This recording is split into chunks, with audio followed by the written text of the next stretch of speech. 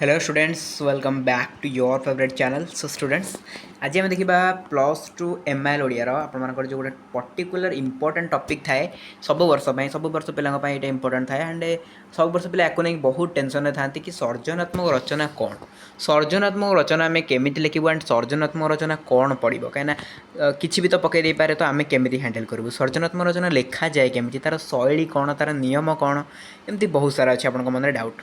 तो सब डाउट पे मैंने गोटे भिडियो क्लीयर हो सर्जनात्मक रचना कौन केमी लिखा जाए डिटेल्स आपको कहबी विथ दुईटा सर्जनात्मक रचना इंपोर्टेंट दुईटा सर्जनात्मक रचना आपको सहित आलोचना करेंगे। आगक भी आम सर्जनात्मक रचना माने सीरीजटा कंटिन्यू रखा जहाँद्वारा कि आपको किसी सर्जनात्मक रचना देवी जिते कि मैंने जी आप पढ़ी जी से ही पड़ो है। आप चाहिए प्रूफ नहीं पारे गत थर पिला सिलेक्शन दिया था 2024 तो 2024 जो सर्जनात्मक रचना सिलेक्शन दिया तीन टा सर्जनात्मक रचना पड़ी मु आर्ट्स कथा कहूँ आर्ट्स तीन टा सर्जनात्मक रचना पड़ी तो माने ता भर दुईटा आम सिलेक्शन थिला।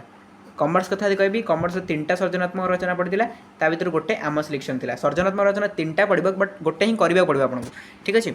तीन टा सर्जनात्मक रचना पड़ी 24 तो ता भर गोटे करार पिला बट आम सिलेक्शन रू दुईटा थिला है। ये तीन टा जो पड़ता है दुईटा आम सिलेक्शन था, ठीक से हीपरी एटा आर्ट्स गला तो कमर्स तीन टा जो सर्जनात्मक रचना पड़ता है भर गोटे सिलेक्शन आमर था एंड जो गोटे पिला पढ़ी आम सिलेक्शन तो सी गोटे आराम से लिखिक आसपार बिकज तीन टार गोटे करार अच्छी।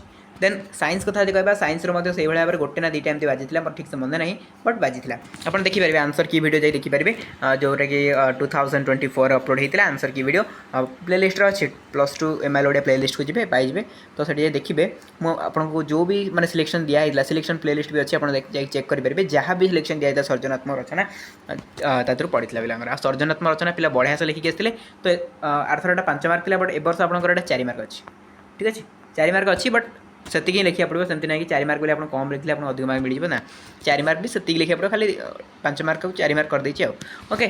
जी सर्जनात्मक रचना आपको आलोचना कर क्लास गुड़ा भल भाव अटेंड करूँ एंड एग्जाम टाइम आपको टॉप 10 ना टॉप 5 एवं सिलेक्शन देदेवी सर्जनात्मक रचना जहाँ भी एवं आलोचना हो तार भर ही देवी एंड से आप पढ़ी जी किसी पढ़ा दरकार सर्जनात्मक रचना थुआ हो 3टा पड़ो ना कौन 3टा पड़ो तो 2टा कि गोटे थुआ हो आप जी लिखी आसपे मैंने पढ़ी जाइए सिलेक्शन जोटा 100% पढ़ी ही थी सर्जनात्मक रचना आप गोटे लिखार अच्छी गोटे लिखिकी ही आसो एमती आपको लगे जे मुझे पढ़ी आसती सर्जनात्मक रचना सिलेक्शन गुड़ा कि पढ़ी एमती केवे भी हेनी, ठीक अच्छे। चलो तो डेरी करवानी स्टार्ट करवा। फास्ट सर्जनात्मक रचना देखो ओध संगे बणभुआ भाई, ठीक अच्छे ये भाया सर्जनात्मक रचना आप पढ़े देखो कौन लिखे ओध और बणभुआ उभय शिकारी प्राणी आम जाचे उभय भारी माछ प्रिय। ओधर एक विशेष गुण है से जल में विचरण करें किंतु बणभुआ पानी की जापे ना। ओध पानी रे पशि अनायासरे माछ धरे, बणभुआ ओध सांगरे संगात बसी थाए। ओध माछ धरी कूल को आणिले बणभुआ भागरे किछि पड़ी जाए, एणु बणभुआ ओध पछरे थाई थाए। निजर सुविधा हासिल पाई अन्य साथरे सांग हेबार यह है प्रकृष्ट उदाहरण। देखो जिते सर्जनात्मक रचना आप देखिए तार दुईटा अर्थ आपको लिखा पड़ो कौन गोटे इनर मीनिंग गोटे आउटर मीनिंग दैट मीन्स बाह्यार्थ एंड गुह्यार्थ आपको लिखा पड़ो। तार बाह्यार्थ कौन ओध संगे बणभुआ भाई जो कहगला तो यार बाह्यार्थ कौन यार बाहर अर्थटा कौन यार नॉर्मल अर्थ आम देखिले कि बणभुआ ओध संगे जाकि भाई हो जाए कहीं तार किसी बेनिफिट से पाँच कहीं ओध माछ धरिकी कूल को आना पानी पशिकी बट बणभुआ तो पानी पशि पारे तेणु ओध जो माछ धरिकी आनब बणभुआ भागरे किसी माछ पड़ जाए तेणु सी कौन कर पछरे गोड़ाऊँ बुझेगा। तो यहाँ हूँ तार बाह्यार्थ बट तार गुह्यार्थ कौन तार भीतर मिनिंगटा कौन तार भीतर मिनिंग हूँ निजर सुविधा हासिल अन्न सांगे सांग हवा यहाँ हूँ तार माने गुह्यार्थ ताकू नहीं गोटे एक्जाम्पल आप देते तले कौन करेंगे ताकू नहीं गोटे एक्जाम्पल देवे केमी कौन यहाँ कह निजर सुविधा केमती आप जन सांग हो मुझे गोटे एक्जाम्पल देखिए आपको कहूँ मनकर आप जड़े टैलेंटेड पिला माने आपंकर इच्छा अच्छी 90% प्लस टू रखी 10th बढ़िया 80% 90% ये सब रखिक आसती तो आपण पाखे आप सांगर पड़ जाऊँगी एक्जाम हल्ले सब पाखापाखि तो सी सब आपको तेल मार केमती अरे यार तो तुम गुपचुप दूसरे खाया प्लीज मत एक्जाम देखू तो तुम दहीबार दूसरी खाया तुम तो एक्जाम देखू तो एमतीका सी आपको तेल मारे कहीं तार किसी बेनिफिट अच्छी ना तो ठीक से हीपरी ओध संगे बणभुआ भाई दैट मीन्स या ही हूँ कि निजर सुविधा हासिल अन्न साथी सांग हवा है ताकू भल लिखा जदि आम देखा कौन लिखा देखो ए दुनिया रे एपरी प्रचुर उदाहरण देखा मिले शुंडी मैंने कौलिक वृत्ति अनुसार मद्य व्यवहार करती मद्यप मैंने शुंडी मद्य क्रय करती तेणु शुंडी मानकर मद्यप मान संपर्क घनिष्ठ शुंडीकर आवश्यकता बेले मद्यप मैंने ही पक्षरे सपक्ष साक्ष्य प्रदान करते एणु कहुए शुंडी साक्षी माताल ଆପଣ ଏକ୍ଜାମ୍ପଲ୍ ଦିଅନ୍ତୁ ନହେଲେ ମୁଁ ଯେଉଁ ଏକ୍ଜାମ୍ପଲ୍ ଦେଲି ସେ ଏକ୍ଜାମ୍ପଲ୍ ବି ଦେଇପାରିବେ। ତ ଲାଷ୍ଟକୁ କ'ଣ ଲେଖିବେ ନା ଆଜିକାଲି ସମାଜରେ ଓଧ ମଣିଷଙ୍କ ସଂଖ୍ୟା ବଢ଼ି ଚାଲିଛି। ବଡ଼ ନେତାମାନଙ୍କୁ ଓଧ କୁହାଗଲେ କୁଜି ନେତାମାନଙ୍କୁ ବଣ ଭାବରେ କୁହାଯିବ। ଏଇଟା ପଲିଟିକାଲ୍ ସେ ଏକ୍ଜାମ୍ପଲ୍ ବି ଗୋଟେ ଦେଇଦେଲା। ବୁଝିଗଲା। ତ କନସେପ୍ଟ ଯଦି ବୁଝିଲେ ଆପଣ ଜିନିଷଟା କ'ଣ ତ ଆପଣ କେମିତି କ'ଣ ଲେଖିବେ ନା ଜିନିଷ ଥରେ ବୁଝିଗଲେ ତ ତା'ର ବାହ୍ୟାର୍ଥଟା ଫାଷ୍ଟ ଲେଖିଦେବେ। ତାପରେ ତା ମିନିଂଟା କ'ଣ ତାର ଇନର୍ ମିନିଂଟା କ'ଣ ତାକୁ ଲେଖିବେ। ଲେଖିଲା ପରେ ଗୋଟେ ଏକ୍ଜାମ୍ପଲ୍ ଦେଇଦେବେ। ଠିକ୍ ଅଛି। ଏତିକି ଏନଫ୍। ଏତିକି ଯଦି ଗୋଟେ ପିଲା କରୁଛି 4 ମାର୍କରୁ ସେ 4 ମାର୍କ ଆରାମସେ ପାଇବ ପିଲାମାନେ ଇଜିଲି। ଗୋଟେ ବି ମାର୍କ କାଟିବେନି କେହି ଯଦି ଏଇଭଳିଆ ମାନେ ଇଏକୁ ଫଲୋ କରୁଛି। ଫାଷ୍ଟ କ'ଣ ନା ବାହ୍ୟାର୍ଥ ଫାଷ୍ଟ ରହିବ। ବୁଝିପାରିଲେ। ତାପରେ ମଝିରେ କ'ଣ ରହିବ ତାର ଇନର୍ ମିନିଂ ବା ଗୁହ୍ୟାର୍ଥଟା ରହିବ। ଦେନ୍ ଲାଷ୍ଟ କ'ଣ ରହିବ ନା ସେ ଗୁହ୍ୟାର୍ଥକୁ ନେଇକି ଗୋଟେ ଏକ୍ଜାମ୍ପଲ୍ଟେ ରହିବ। ଏତିକି ହେଉଛି ତାର ପାଟର୍ନ। ଯଦି ଗୋଟେ ପିଲା ଏତିକି କରୁଛି ସେ ଆରାମସେ 4 ମାର୍କ ଇଜିଲି ସ୍କୋର କରିପାରିବ। ଠିକ୍ ଅଛି। ତ ଆମେ ଆଉ ଗୋଟେ ବି ଦେଖିନେବା କୁଟା ଖଣ୍ଡକ ଦ୍ୱିଖଣ୍ଡ ନ କରିବା। ୟା ମିନିଂଟା କ'ଣ କୁଟା ଖଣ୍ଡକ ଦ୍ୱିଖଣ୍ଡ ନ କରିବା ମାନେ କ'ଣ ମାନେ ଯେଉଁଟାକି କିଛି କାମ ନ କରେ ଯେଉଁ ଲୋକ। କୁଟା ଖଣ୍ଡକ ଦ୍ୱିଖଣ୍ଡ ନ କରିବା ଏକ କ୍ରିୟାଯୁକ୍ତ ରୂଢ଼ି। ଗାଁ ଗହଳିର ସମସ୍ତ ଲୋକଙ୍କ ତୁଣ୍ଡରେ ଏହି ରୂଢ଼ିଟି ଶୋଭା ପାଇଥାଏ। କୁଟା ଖଣ୍ଡକ ଦ୍ୱିଖଣ୍ଡ ନ କରିବା କହିଲେ ଅଳସୁଆ ହୋଇ ବସିବାକୁ ବୁଝାଏ, ଯାହା ଅଧୁନା ସମୟରେ ମଣିଷକୁ ଉତ୍ତମ ଭାବରେ ବଞ୍ଚିବାକୁ ରାହା ଦେଇନଥାଏ। ଏହାର କୁପରିଣତି ଅତ୍ୟନ୍ତ ଦୁଃଖଦ। ଯୁବକଟିଏ ଏକ୍ଜାମ୍ପଲ୍ ଦେବେ।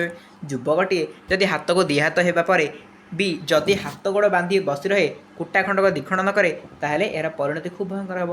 ଠିକ୍ ସେହିପରି ଭାବରେ ଶିକ୍ଷାର୍ଥୀଟିଏ ଯଦି ପାଠ ନ ପଢ଼ି ବହି ସହିତ ସାକ୍ଷାତ ନ କରି ଖାଲି ଦିନରାତି ବହି ଖୋଲି ଅଳସୁଆ ଭାବରେ ବସି ରହେ ତେବେ ଜୀବନ ସାରା ଅସୁବିଧାରେ ପଡ଼ିବ।